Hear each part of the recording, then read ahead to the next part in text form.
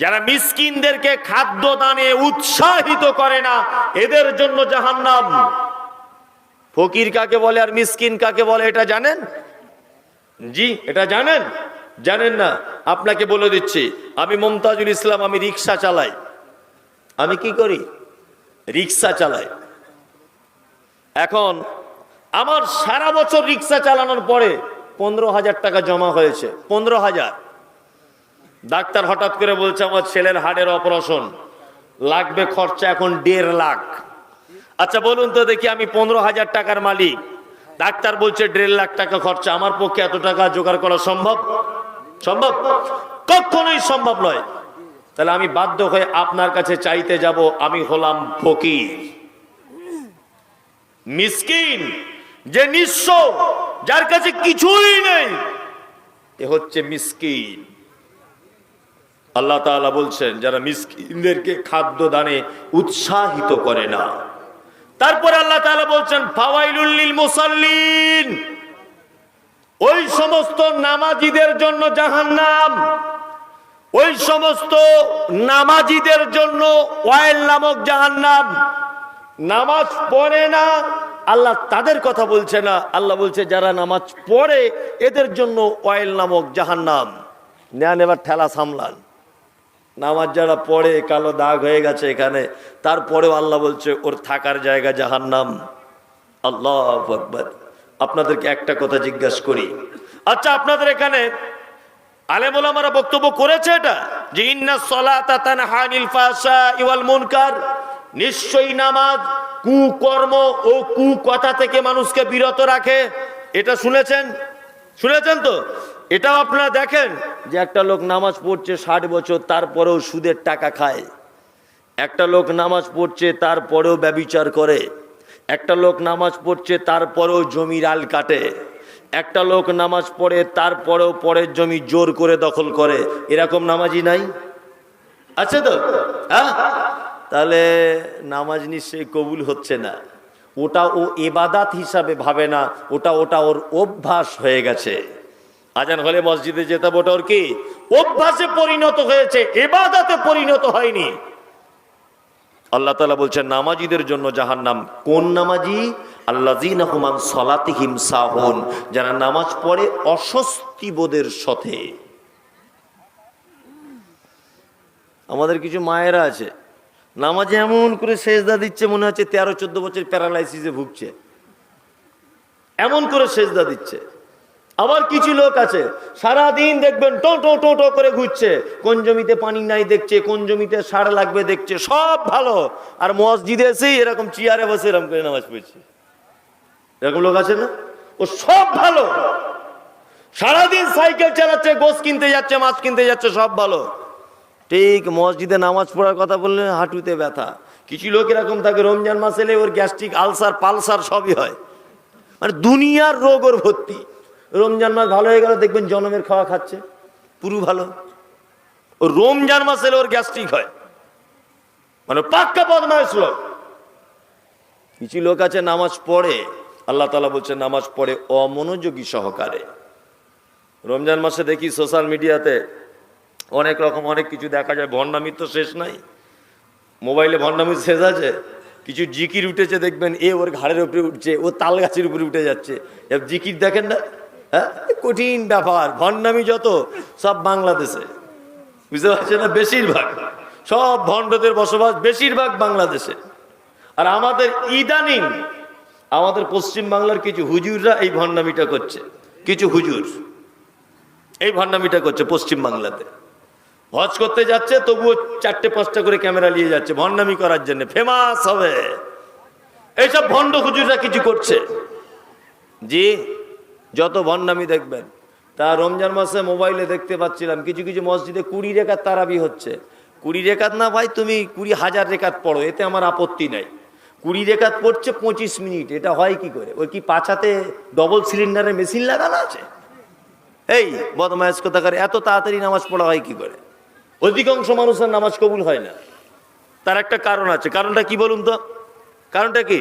আমি ধরে নেন ভিখারি, আপনাকে আরেকটা জিনিস বুঝবেন, আমি ভিখারি, আমি ভিক্ষা করি। তা আমি এই লোকের বাড়িতে একদিন গিয়েছি, গিয়ে বলছি আমার নাম মমতাজুল ইসলাম, আমার বাড়ি উত্তর 24 পরগনা। আমি আগে বক্তা ছিলাম, এখন তক্তা হয়ে গেছি। আমার মেয়ের খুব অসুস্থ, ওই জন্য আপনার কাছে এসেছি কিছু সাহায্য চাইতে। 9টা 20 লোকালে সামচিতে নেমেছি, 12টা 20 লোকালে আবার বাড়ি চলে যাব। তাড়াতাড়ি করে আমায় কিছু ভিক্ষা দিলে খুব উপকৃত হতাম। আচ্ছা, এইভাবে যদি ওকে বলি, ও ভিক্ষা দেবে না দড়ি দিয়ে বাঁধবে? কোনটা বাঁধবে? যে শালা ভণ্ড, ভণ্ডামির জায়গা পাও না, ভণ্ডামির জায়গা পাও না, বাঁধবে আমাকে। ভিক্ষা চাওয়ার নিয়ম কি?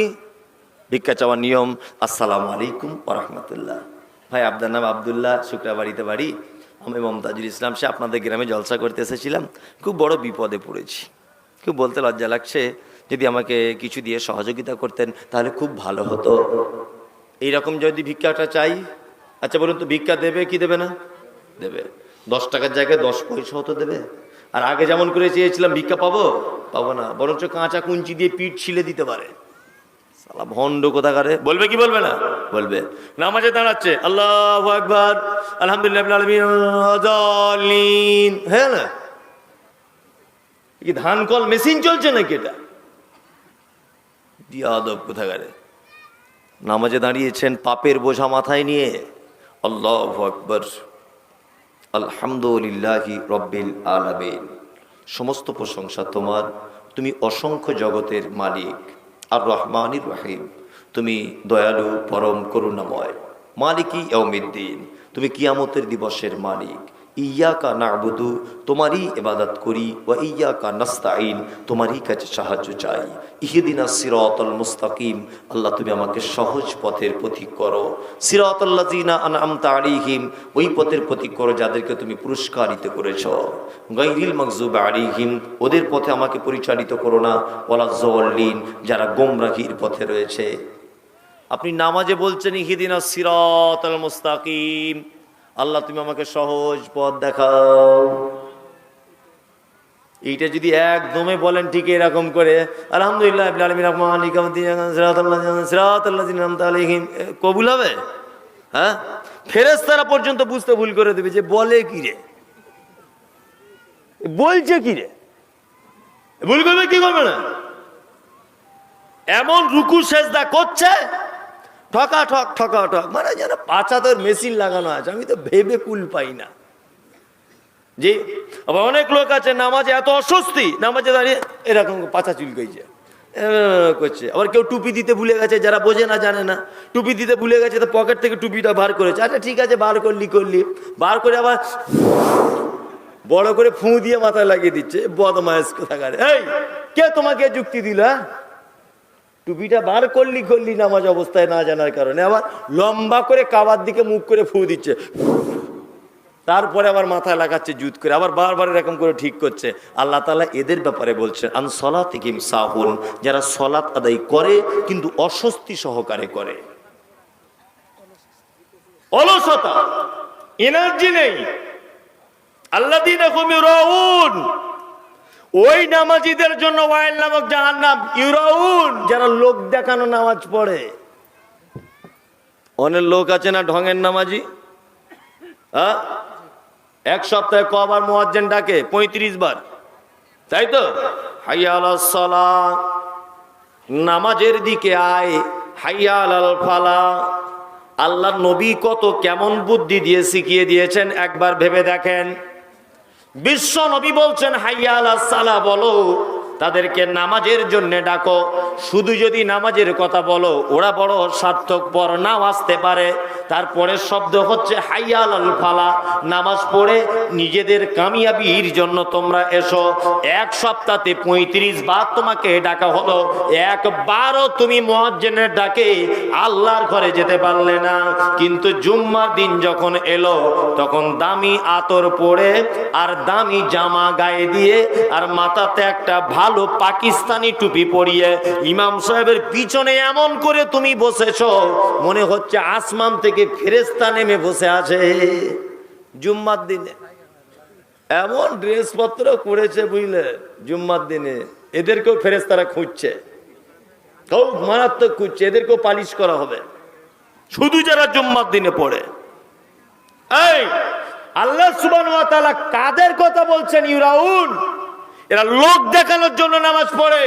যারা শুধুমাত্র জুম্মার দিনের নামাজ পড়ছেন, আপনাদের কাছে বিনীত অনুরোধ, আপনারা এই দলের ভিতরে যুক্ত।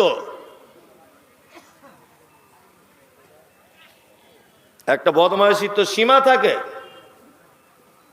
আমি একদিন জুম্মার নামাজ পড়তে যাচ্ছি মসজিদে, মাঠে একটা লোক কাজ করছে, তো আমাকে হেসে হেসে বলছে, মনি সাহেব একটু হাজিরি খাতায় নামটা তুলে দিবেন, আমার যেতে একটু দেরি হবে। তার মানে ও জানে যে ইমাম সাহেব আজান দিয়ে দিলে ফেরেশতারা খাতা গুটিয়ে বসে পড়ে। ও এটাই বলছে আমাকে যে আজান তো এখনই হবে, তা আমার নামটা একটু তুলে দিবেন, কারণ বলছে 1 সপ্তাহের পাপ তো ক্ষমা হয়ে যায়।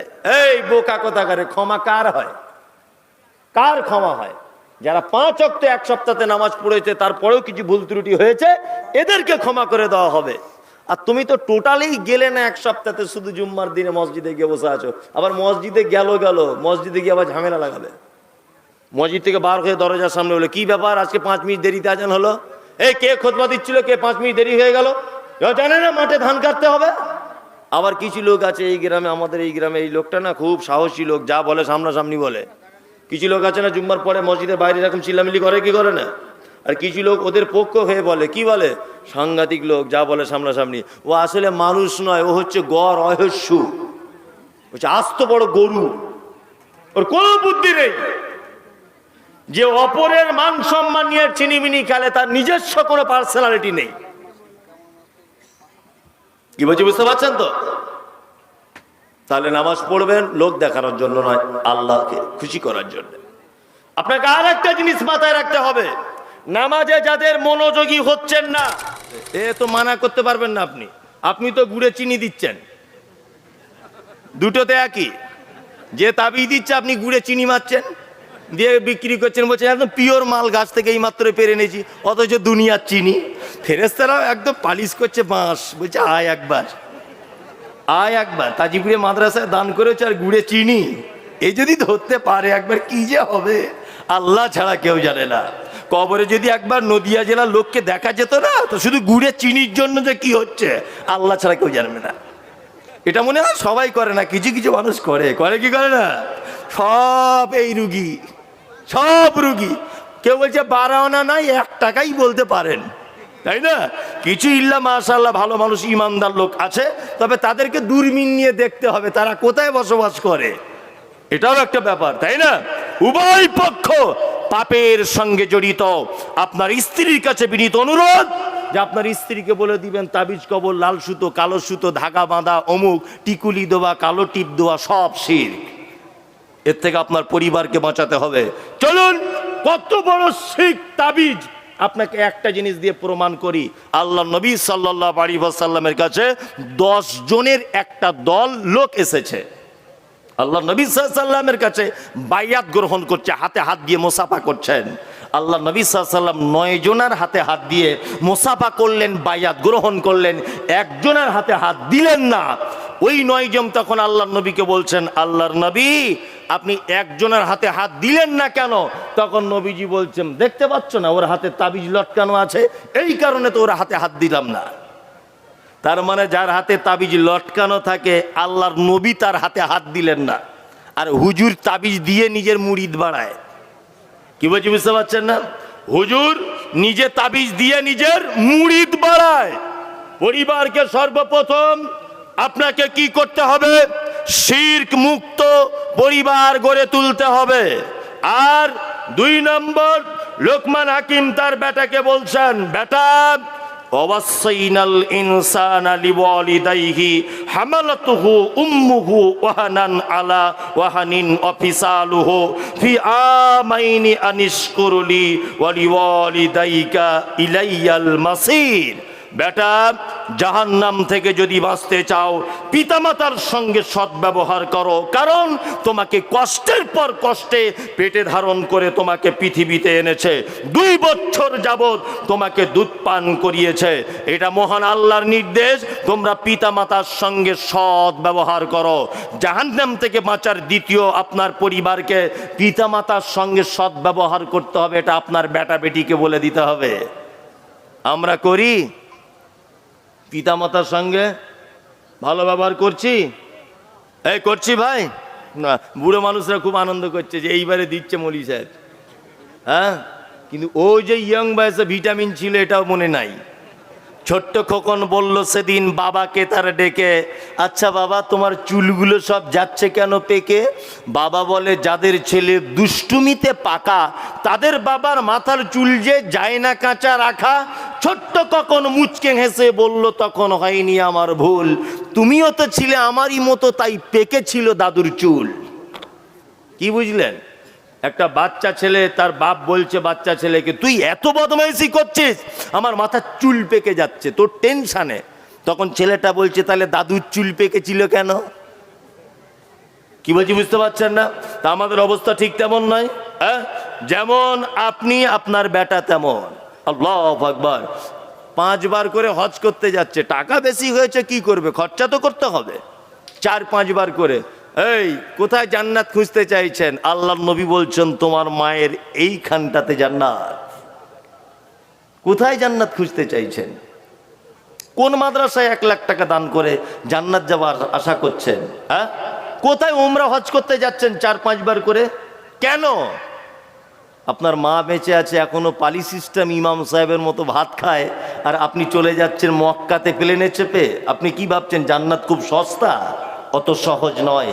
আল্লাহ সুবহানাহু ওয়া তাআলা বলছেন, শোনো, পৃথিবীতে যদি জাহান্নাম থেকে যদি বাঁচতে চাও, তোমার পিতামাতার সেবা করার মাধ্যম দিয়েই তুমি জাহান্নাম থেকে বাঁচো। আল্লাহর নবী সাল্লাল্লাহু আলাইহি ওয়াসাল্লাম নয়, স্বয়ং আল্লাহ বলেছেন, উফিউ ওয়ালা তানহারহুমা ওয়া কুল লাহুমা কাওলান কারীমা। এই তোমরা যারা পৃথিবীতে আছো, শুনে রেখে দাও, তোমার মায়ের সঙ্গে এতটুকু অসৎ আচরণ করিও না যে তোমার কথাতে তোমার মা শব্দটুকু বলে দেয়। এই আচরণটুকু করা যাবে না। আজকে আমাদের ব্যবহার কেমন কেমন? বাপ মায়েরা ইমাম সাহেবের মতো পালি সিস্টেমে ভাত খায়। খাচ্ছে কি খাচ্ছে না? খাচ্ছে না। 15 দিন করে 4 ভাই পালি করেছে, 16 দিন হয়ে গেছে। তার বাপকে বলছে, আব্বা আমাদের তরকারি কি খুব মিষ্টি লাগে? বৌমা তখন মিষ্টি করে বলছে, ক্যালেন্ডার দেখে খেতে পারো না? আজকে 16 দিন হয়ে গেল। বলে কি বলে না, এ চরিত্র কেন? কেন এ চরিত্র? আপনার চরিত্র বলছি বাস্তব। আমি বেশি লেখাপড়া জানি না, আপনাকে আগেই স্যালেন্ডার করছি। বেশি হাদিস কোরআন জানি না, তবে একেবারে যে জানিও না তাও নয়। কি বলছি বুঝতে পারছেন না? একেবারে যে জানিও না তাও নয়। মাদানী সাহেব আসছেন, ওনার ছাত্র আমি, ওনার মাদ্রাসার। কি বললাম বুঝলেন? ওনার মাদ্রাসার ছাত্র। একেবারে যে বুঝি না তাও নয়। আপনি বাজারে গিয়েছিলেন পলাশিতে, আপনার বয়স তখন ছিল 3 বছর, আব্বার সাইকেলে চড়ে। আপনার আব্বাকে সাইকেলে চড়িয়ে বলছেন, আব্বা এটা কি গাড়ি গো? বলছে টাটা সুমো। বলছে এটা কি? বলছে এটা স্করপিও। বলছে আব্বা এটা কি গো? বলছে এটা হিমসাগরাম। আব্বা এটা কি? বলছে এটা লিচু। আব্বা এটা কি? বলছে এটা সবেদা। এটা কি? বলছে নদিয়ার পিওর গুড় খাজুরে। এটা কি? বলছে এটা তালের সন্দেশ। এটা কি? বলছে এর নাম পান্তুয়া। বাড়ি এসেছেন, বাড়ি থেকে যাওয়া আসা পর্যন্ত 100টা প্রশ্ন করেছেন আপনার আব্বাকে। আপনার আব্বা বাড়ি এসে আপনার মায়ের কানের কাছে বলছে, ওগো শুনছ, আমাদের আব্দুল্লাহ না কথা বলতে শিখে গেছে, কি আনন্দ গো, একটু লিচু বলো তো আব্বু। লিচু। বলছে লিচু। বলছে খুব আনন্দ। তোমার 100টা প্রশ্ন তো তোমার মা সেদিন হেসেছিল, তোমার আব্বা সেদিন তৃপ্তি বোধ করেছিল। ওই আব্বাটারই আজকে 70 বছর বয়স, চোখে কম দেখে, কানে কম শোনে, ভাত খেতে বসেছে। তোমার আব্বার ভাতের থালার সাইড দিয়ে একটা মুরগির বাচ্চা বারবার পেরিয়ে যাচ্ছে। তোমার আব্বা বলছে, কি গে, কি রে আব্দুল্লাহ, এটা কিসের বাচ্চা রে, বারবার ভাতের থালার পাশে ঘুরঘুর করছে? তখন আব্দুল্লাহ বলছে, আব্বা এটা মুরগির বাচ্চা। কানে শুনতে কম পায়, আবার জিজ্ঞাসা করে বলেছে, আব্দুল্লাহ এটা কি রে? বলছে এটা মুরগির বাচ্চা। আবার শুনতে পাইনি, চোখে দেখতেও কম পায়, 3 বারে আবার জিজ্ঞাসা করেছে, আব্দুল্লাহ এটা কি রে? তখন আব্দুল্লাহ চিল্লে দিয়ে বলছে, এ শালা বুড়োটা মরে না কেন? এত লোকের মরণ হয়, বুড়োটা মরে না কেন রে? এ কথা আমরা বলি কি বলি না? অথচ 100টা প্রশ্ন করেছিলে, শুধুমাত্র বাজারে যাওয়া আসার পথে একবারও রাগ করে নেই। আল্লাহু আকবার। আপনি অবাক হয়ে যাবেন। আমার 11টা পর্যন্ত টাইম, মানে আর 20 মিনিট রয়েছে। এই 20 মিনিটের মধ্যে আমি একটা কথা বলে দিই, সেটা হচ্ছে এই পিতামাতার সঙ্গে কেমন ব্যবহার করবে। কোরআনের আয়াত দিয়ে বলি। আচ্ছা শুনে যান, যারা চলেই যদি যান এইটা শুনেই যান, এটা আপনার কাছে আমার অনুরোধ। 4 ভাই দিল্লিতে কাজ করেন, ছেড়ে দিব নাকি? ছেড়ে দিব? আচ্ছা তাহলে লড়াচড়া করছেন কেন? এতক্ষণ যা লড়াচড়া করেছেন, হাসাহাসি করেছেন, চুপচাপ এবার বসুন। এই কথাটা বলবো, যদি এইখান দিয়ে পানি না বার হয় তাহলে ভাববো যে আমি ঠিক করে বুঝাতে পারিনি বা বলতেও পারিনি। এইখান থেকে এক্ষুনি আপনার প্রমাণ হয়ে যাবে পিতা মাতা কি, সেটা বোঝাচ্ছি আপনাকে। লোকমান হাকিম তার বেটাকে বলছে, যদি জাহান্নাম থেকে বাঁচতে চাও পিতা মাতার সেবা করার মাধ্যমে জাহান্নাম থেকে বাঁচো। কেমন সেবা করবেন আর কি করবেন কোরআন দিয়ে সেটা বলছি। 4 ভাই আপনারা দিল্লিতে কাজে গেছেন, 4 জনাই। বাড়ি থেকে আসার সময়তে দিল্লি থেকে বাড়ি আসবেন ঈদের 1 সপ্তাহ আগে, আপনার স্ত্রীকে ফোন করে বলছেন, হ্যালো হ্যালো সুফিয়া, আমি মঙ্গলবারই বাড়ি যাব, তোমাদের জন্য কিছু নিয়ে যেতে হবে। সুফিয়া বলছে, আমার জন্য একটা বেনারসি শাড়ি, ছেলের জন্য জিন্স প্যান্ট, মেয়ের জন্য পাকি চুড়িদার, আর আমার বোনের জন্য একটা লেহেঙ্গা আনবে। বুঝলেন না? 4 ভাই দোকানে কেনাকাটা করতে চলে গেল। কেনাকাটা শেষ, ওর স্ত্রী আবার ফোন করছে, হ্যালো বলছিলাম ওই লাল টকটকে কালারটা নিয়েছো তো? বলছে সবার কেনাকাটা রেডি। বলছে তাহলে এত দেরি হচ্ছে কেন? তুমি তাড়াতাড়ি চলে এসো, বাড়ি আসতে হবে, ট্রেন মিস হয়ে যাবে। তখন আপনি ওই পার থেকে ফোনে বলছেন, না ঈদের দিনে বাড়ি যাবো তো, মায়ের জন্য একটা শাড়ি নিচ্ছি আর আব্বার জন্য একটা পাঞ্জাবি আর লুঙ্গি। আপনার স্ত্রী নদিয়া থেকে তখন বলছে, কেন তুমি প্রত্যেক বছরে তোমার আব্বা মাকে লুঙ্গি দিতে যাবে, তোমার আব্বা মাকে শাড়ি দিতে যাবে কেন? তোমার 4টে ভাই চোখে দেখতে পায় না? বাড়ি চলে আসো। বইয়ের কথা কে না শোনে, ঠক ঠক করে কাঁপতে কাঁপতে চলে আসে। আমি স্টেজে খুব বেশি বেশি করে ছোট বড় বলি, বাড়ি গেলে আর কথা বলতে পারি না। আমি নিজের কথা বলছি। বাড়ি গেলে কিছু বলতে গেলে আমার স্ত্রী আমাকে বলে, তুমি কি পাগল? মনে মনে ভাবি, ওরে সব জায়গায় প্রধান বক্তা হয়ে বক্তব্য দিয়ে আসছে, আর তোর কাছেই পাগল? তা পৃথিবীর সব পুরুষ মানুষ স্ত্রীর কাছে কাবু, কাবু নয়। চলে এসেছে আব্বা মায়ের জন্য শাড়ি না কিনে। ঈদের দিন 4 ভাই বাড়ি এসেছে, মরা মানুষের মতো বসুন। 4 ভাই এসেছে বাড়িতে। ঈদের দিন মসজিদের মাইকে তাকবীর পাঠ হচ্ছে, আল্লাহু আকবার আল্লাহু আকবার লা ইলাহা ইল্লাল্লাহ আল্লাহু আকবার ওয়ালিল্লাহিল হামদ আল্লাহু আকবার লা ইলাহা ইল্লাল্লাহ আল্লাহু আকবার ওয়ালিল্লাহিল হামদ। সবাই নতুন জামা পরে ঈদগাহের দিকে যাচ্ছে। আর বুড়ো মানুষ তো 4 বেটার বাপ, লাঠি নিয়ে আস্তে আস্তে আস্তে আস্তে করে ঈদগার দিকে এগিয়ে যাচ্ছে। গত বছরকে একটা ছেঁড়া পাড়া লুঙ্গি ছিল, ওইটা পরে। আর তোমার মা বুড়ো বয়স, 70 বছর বয়স তোমার মায়ের, তোমার 2 তলা বাড়িতে উঠতে পারে না, তোমার ওই সিঁড়ির ঘরে মশারি টাঙিয়ে তোমার মা শুয়ে আছে। আল্লাহু আকবার। ঈদের দিনে গোসলও করানো হলো না, মশারিতে একবার খোঁজ নেওয়াও হলো না যে মা পেচ্ছাপ পায়খানা করেছে কি।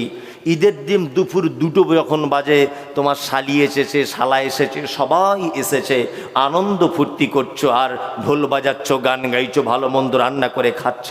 2টো বাজে তোমার মায়ের মশারির ভিতরে 1 পেয়ালা ঘুগনি বা রুটি বা গোস্ত বা সিমাই কিছু পৌঁছালো না। কেন এ বিচার? কে এর জবাব দেবে? কেন তোমার মায়ের আজ ঈদের দিনে এই অবস্থা? কেন তোমার আব্বা ঈদের দিনে মন খারাপ করে বসে আছে? এর জবাব কে দেবে? হ্যাঁ, আমি মমতাজুল ইসলামের পদ্ধতি বলে দিয়ে যাচ্ছি। আপনার মায়ের থেকে পৃথিবীতে বড় বদমাইশ আর কেউ নেই, আপনার আব্বার থেকে পৃথিবীতে বড় অপরাধ আর কেউ করেনি, আপনার মায়ের থেকে বড় খারাপ পৃথিবীতে আর কেউ নেই। এই কারণে আজকে ওকে এইভাবে মশারির ভিতরে শুয়ে থাকতে হচ্ছে। ঈদের দিনের করুণ অবস্থা। কারণ তোমার মায়ের 1 নম্বরের বড় অপরাধ হলো এটা, তোমার মা নদিয়া জেলার এই গ্রামের একজন সম্ভ্রান্তা ঘরের মহিলা। তোমার মা জীবনে কোনো পুরুষের মুখ দেখতো না, তোমার মা জীবনে কোনোদিন পাড়া গ্রামে ঘুরে ঘুরে বেড়াতো না, তোমার মা ছিল লজ্জাবতী মহিলা।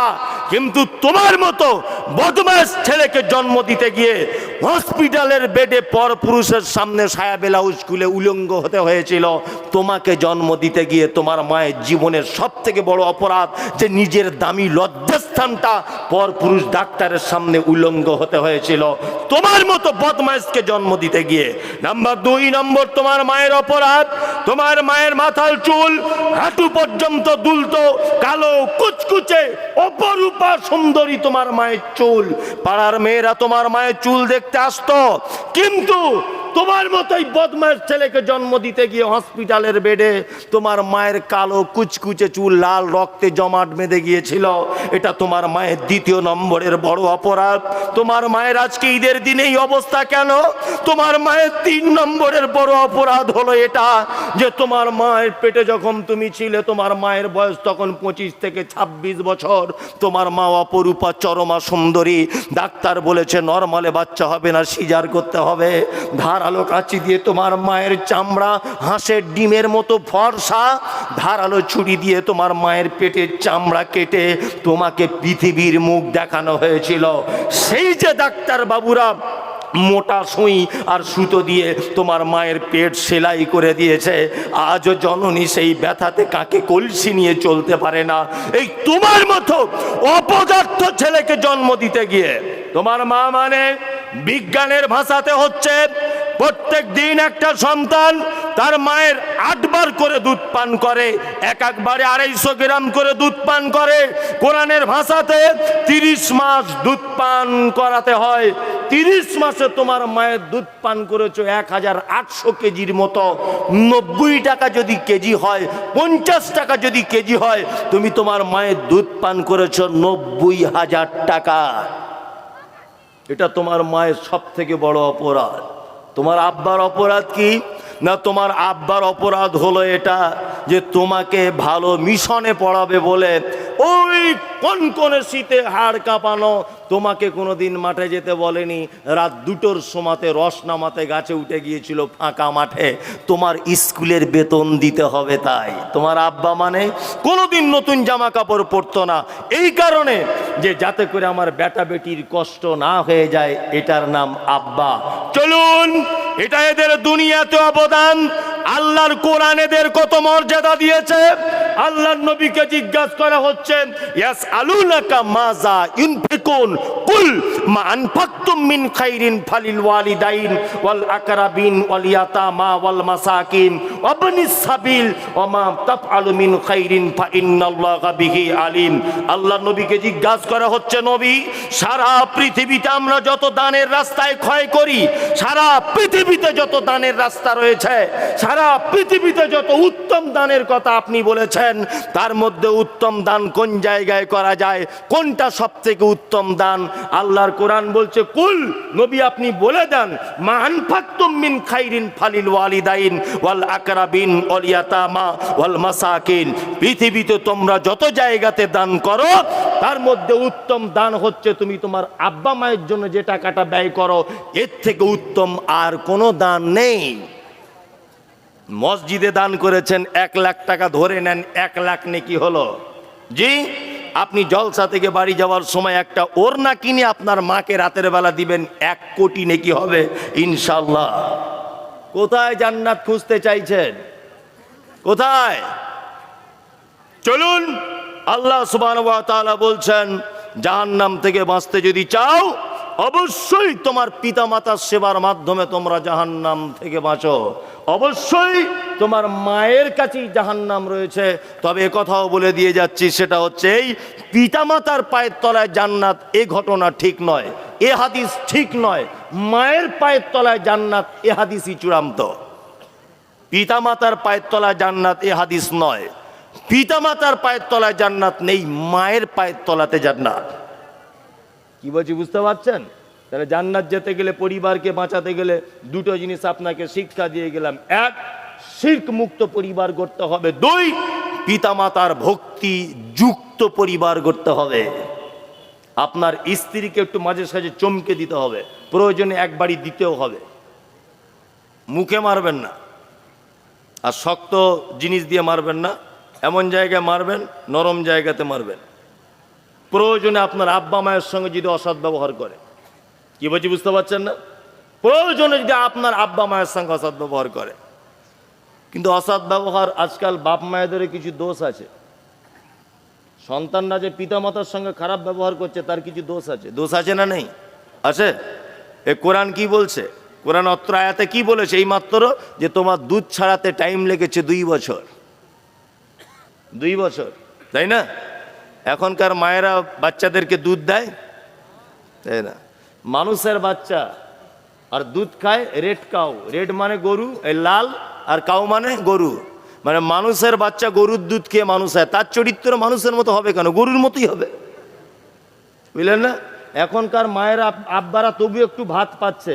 আমি মমতাজুল ইসলাম, আমি যখন আপনার মতো বয়সে যাব, আল্লাহ যদি হায়াত দেয় 50, 60, 70 বছরে, তা আমার বেটা মনে হয় 3 বেলা মারিবে, ভাত তো দিবে না।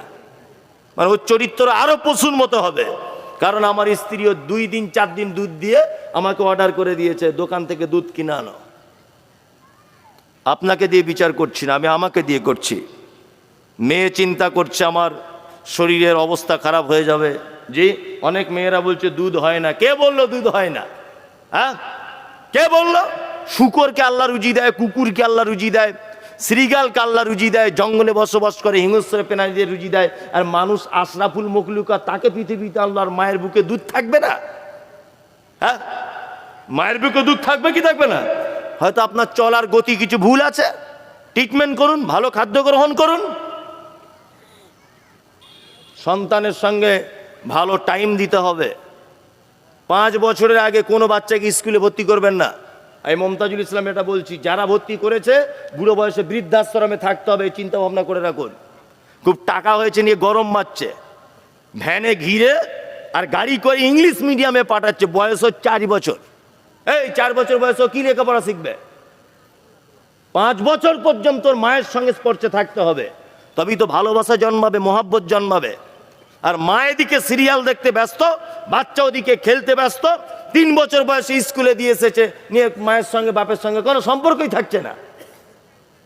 কি বলছি বুঝতে পারছেন না? আগেকার দিনে মানুষ চাকরি বাকরি পায়নি, আগেকার দিনে সন্তান মানুষ করেনি। সন্তানের কাছে বেশি টাইম দিতে হবে মায়েদেরকে। আর সব থেকে বড় বিপদ করেছে এই বড় মোবাইল উঠে। আর বাচ্চাদেরও সর্বনাশ, কার্টুন দেখতে ব্যস্ত, অটোমেটিক ব্যস্ত। কি ব্যস্ত না? অবশ্যই যারা এখানে আছেন সন্তান, আপনাদের কাছে বিনীত অনুরোধ, বাপ মায়ের সেবা করার মাধ্যমে জাহান্নাম থেকে বাঁচা কে যাবে। এটা একটা মাদ্রাসার জলসা। মাদ্রাসার ব্যাপারে আমি কিছু জানি না, যে মাদ্রাসাটা কি মাদ্রাসা, ছেলেদের না মেয়েদের, আমার সত্যি জানা নেই। আমি একেবারেই অজ্ঞ এই মাদ্রাসার ব্যাপারে। হাফিজা মহিলাদের, হিপ ছেলেদের? আচ্ছা আচ্ছা আচ্ছা, আবাসিক, আচ্ছা আচ্ছা আচ্ছা, মাশাল্লাহ। যাই হোক, এটা একটা ভালো জিনিস যে আবাসিক মাদ্রাসা। আমি তারপরের একটা কথা বলে দিয়ে যাচ্ছি কোরআনের আয়াতের, যে আল্লাহ সুবহানাহু ওয়া তাআলা তিনি বলছেন, ওয়া ইন জাহাদাকা আলা আন তুশরিকা বিমা লাইসা লাকা বিহি ইলমুন ফালা তুতি'হুমা ওয়া সাহিবুহুমা ফিদ দুনিয়া মা'রুফা। আর এইখানে একটা কথা বলে দিয়ে যাচ্ছি, খুব ইম্পর্টেন্ট, এটা বলার ইচ্ছা ছিল না, তবু আয়াতটার একটু অংশ বলছি। এতক্ষণ বলেছি পিতামাতার সঙ্গে ভালো ব্যবহার করতে হবে, তাই তো? এবার বলছি, আল্লাহ বলছেন তোমার পিতামাতা যদি অজানা বশত তোমাকে কোনো শিরক কাজের জন্য আদেশ করে, অবশ্যই তুমি নাকচ করে দাও। শিরক এত বড় পাপ, তোমার আব্বা মা যদি শিরকের ব্যাপারে তোমাকে যদি আদেশ করে, তুমি সেটা অবশ্যই নাকচ করে দাও। এটা আমাদের মায়েদের ভিতরে একটা দোষ আছে, পোতা পুতিন আছে বাড়িতে, জি, কিছু হলেই বৌমাকে বলছে একটু আমার কাছে দেনা ঘুরিয়ে আসেনি, মৌলভী সাহেবের কাছে নিয়ে চলে যাচ্ছে, কি একটা বড় তাবিজ বেঁধে ঘর চলে আসছে। আচ্ছা কি আসছে না? দাদু দাদিরা বেশি ভালোবাসে, তাই না, পোতাদেরকে। এই রকম কাজ থেকে অবশ্যই দূরে থাকবেন। এইবার আপনাদেরকে একটা কথা বলে রেখে যাচ্ছি, এটা একটা প্রতিষ্ঠান, পিতামাতার সঙ্গে সদ্ব্যবহার করবেন অবশ্যই। শিরক মুক্ত পরিবার গঠন করতে হবে আমাকে আপনাকে সকলকেই। শায়েখ পিছনে চলে এসেছেন, ওনার মাদ্রাসারই আমি একজন ছাত্র, ওই জন্য আমার ভুল ত্রুটি ওনার কাছে সব সময়তেই মানে মার্জিত ভাষাতে বা চোখে উনি সবসময়তেই দেখবেন, এটা আমি আশা করি। ভুল সংশোধন করতে আমি অটোমেটিকলি প্রস্তুত। আলহামদুলিল্লাহ, আপনার কাছে বিনীত অনুরোধ, কোনো জোর জবরদস্তি নেই। মাদ্রাসা কর্তৃপক্ষ এত টাকা খরচা করেছে, আপনারা একটু মেহেরবানি করে কিছু মাদ্রাসাকে হেল্প করুন। কিছু চাদর হয়তো এখান থেকে যাবে, আপনার কিছু করে মাদ্রাসায় হেল্প করুন, দয়া করুন একটু। চাদর কই? কে কে কে চাদর যাবে? তাজিবুর সাহেব, কই চাদর আপনার? একটু দয়া করে দেন, যাতে এত ব্যয়বহুল খরচার ব্যাপার আছে, একটু যাতে খরচাটা একটু মেকআপ করা যায়। এখানে টেবিল আছে, আপনারা দিতে পারেন, জোর জবরদস্তি নেই। এটা তাজিবুর ভাই আমাকে বলেছে যে খুশি করে বলবেন যদি কেউ কিছু দিতে পারে, যদি কেউ কিছু যদি দেন আলহামদুলিল্লাহ, খুশি করে দেন, জোর করে নয়, খুশি করে দেন। একটা মানুষও ওটা বসা করবেন না। সাহেব চলে এসেছেন, তিনি আলোচনা করবেন। আল্লাহর কাছে এই দোয়া করি যে আমি অল্প বিদ্যাতে আর ভাঙা গলাতে টোটা ফাটা ভাষাতে যা কিছু বলেছি, আল্লাহ তুমি আমাদের মনের মণিকোঠাতে সেটা জায়গা করে দাও, আমিন। আল্লাহ যদি কোনো ভুল বলতে গিয়ে বলে থাকি, অবশ্যই আমাদের মন থেকে তুমি মুছে দাও। দয়া করে আপনারা এই বাচ্চাদের চাদর একটু দিয়ে দেন। এই চাদরে বিশৃঙ্খলা করবেন না, পরিবেশ নষ্ট করবেন না। মানুষটা কত দূর থেকে এসেছে এটা আপনার আইডিয়া নেই, বহু দূর থেকে এসেছেন আলহামদুলিল্লাহ। ওখানেও আরবেও তিনি দাওয়াতি কাজ করছেন, এখানে